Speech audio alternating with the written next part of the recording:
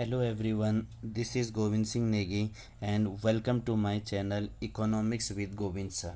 So students, today we are going to discuss the topics that is investment. तो सबसे पहले हमें पता होगा कि इन्वेस्टमेंट को हिंदी में क्या बोलते हैं। इन्वेस्टमेंट को हिंदी में बोलते हैं निवेश। इन्वेस्टमेंट को हिंदी में बोलते हैं निवेश को इन्वेस्टमेंट।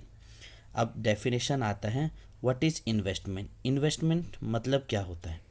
इन्वेस्टमेंट का मतलब हो गया increase in the stock of capital. जो हमारा कैपिटल है, कैपिटल का मतलब यहाँ पर हो गया पूंजी। जो कैपिटल है उसका मतलब हो गया पूंजी। जब हमारे कैपिटल में या हमारे पूंजी में कुछ चीज़ बढ़ जाता है तो उसको हमने क्या बोला हुआ है, इन्वेस्ट। बस ध्यान देना है इसमें, ड्यूरिंग द ईयर, एक साल के अंदर जो हमारी पूंजी में ग्रोथ होता है, इंक्रीज़ होता है, उसी को हमने बोला हुआ है इन्वेस्टमेंट। तो इन्वेस्टमेंट का फॉर्मूला से इंडिकेट करते हैं आई इक्वल टू डेल्टा के। आई इक्वल टू डेल्टा के। I represent for investment.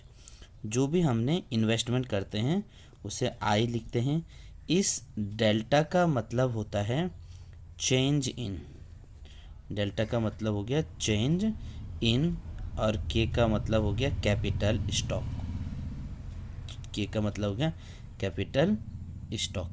तो जो हमारे कैपिटल स्टॉक में जो भी चेंजेस होता है उसको हमने बोला हुआ है इन्वेस्टमेंट।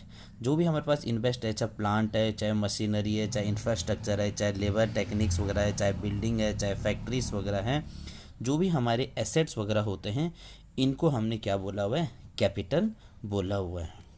दूसरा बात आपको ध्यान रखना है, जो change in stock, change in the stock of capital, stock of capital, जो कैपिटल में जो चीज़ें चेंजेस होती हैं, that is called, very important point आपको याद रखना है, उसे बोला जाता है कैपिटल फॉर्मेशन। उसे हम बोलेंगे कैपिटल फॉर्मेशन। उसे हमने क्या बोला, कैपिटल फॉर्मेशन। अब आपको थोड़ा सा और चीज़ याद रखना है, तो अगर हम फाइनली मीनिंग बोलें, होल कॉन्सेप्ट के हिसाब से बोलें, investment refers to total production, total production of capital goods, total production of capital goods during an accounting year, during an accounting year. जितने प्रोडक्शन हो रखे हैं एक साल के अंदर, उसको हमने क्या बोला हुआ है, कैपिटल या कैपिटल गुड्स वाले पूंजी वाली बात बोल दिया है, उसे हमने इन्वेस्टमेंट के कॉन्सेप्ट से भी रख दिया है। अब टॉपिक्स को थोड़ा और आगे बढ़ाते हैं। हमारी सब हेडिंग है कंपोनेंट्स ऑफ इन्वेस्टमेंट। इन्वेस्टमेंट के कितने कंपोनेंट्स होते हैं, क्या क्या चीज़ें मिलकर बनती है हमारे इन्वेस्टमेंट। तो अगर हम कंपोनेंट्स की बात करते हैं, ये एमसीक्यू फॉर्म में ज़्यादा पूछा जाता है कि इन्वेस्टमेंट के कितने कॉन्सेप्ट हैं, तो आप बोलोगे दो कॉन्सेप्ट हो जाते हैं। एक को हमने बोला हुआ है फिक्स इन्वेस्टमेंट, जो चीज़ें फिक्स हैं, इन्वेस्टमेंट जो चीज़ें फिक्स है, जिसको बदली नहीं जा सकती, एक बार खरीद दिया तो दोबारा ये नहीं कि आप बार बार उसे बदल दोगे। And second one is called inventory investment. दो प्रकार के इन्वेस्टमेंट हो गया, एक हो गया फिक्स इन्वेस्टमेंट, एक हो गया इन्वेंट्री इन्वेस्टमेंट।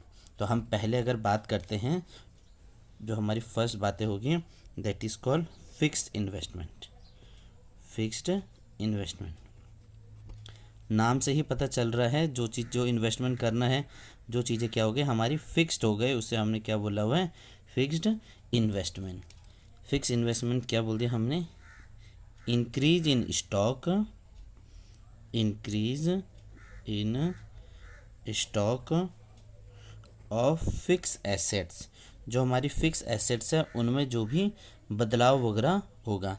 अब आपको यहाँ पर याद रखना है, फिक्स एसेट्स किसको बोल दिया हमने, जो चीज़ें हमारी प्लांट हैं, जो चीज़ें हमारी मशीनरी हैं, जो चीज़ें हमारी बिल्डिंग वगैरह हैं,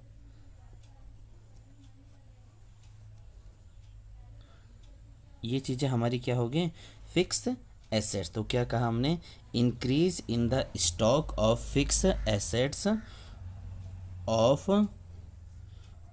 द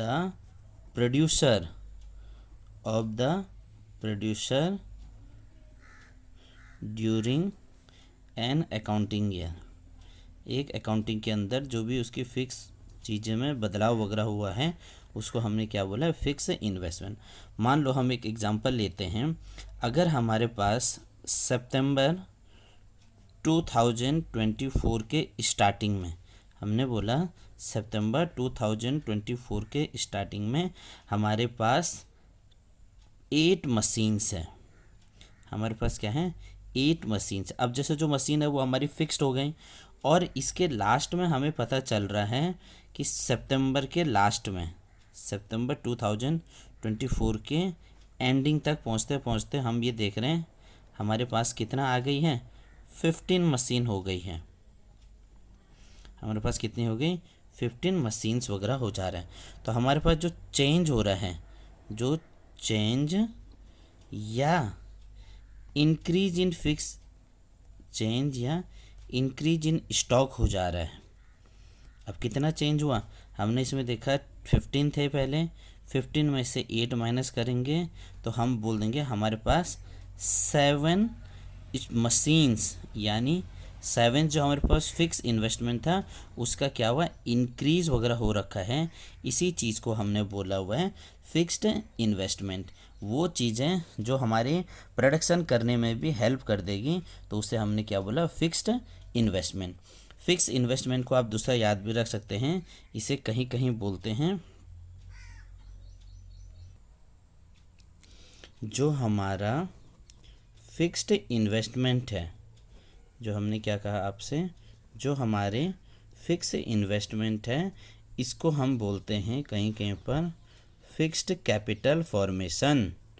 फिक्स्ड कैपिटल फॉर्मेशन। अब ये फिक्स कैपिटल फॉर्मेशन का मतलब क्या हुआ, जितना इंक्रीज होगा हमारे फिक्स कैपिटल फॉर्मेशन, जितना इंक्रीज होगा हमारे फिक्स कैपिटल फॉर्मेशन से, तो वो हमारी क्या हुआ, इकोनॉमी को भी बूस्ट अप करेगा। इकोनॉमी को भी क्या करेगा, बूस्ट अप कर देगा, क्योंकि ये चीज़ें वो हैं जो रिपीटली यूज़ हो रही हैं। ऐसा थोड़ी कि आपने प्लांट या मशीनरी लगा दिया आप उसे हटा दोगे, तो वो क्या होना, repeatedly use in the process of production.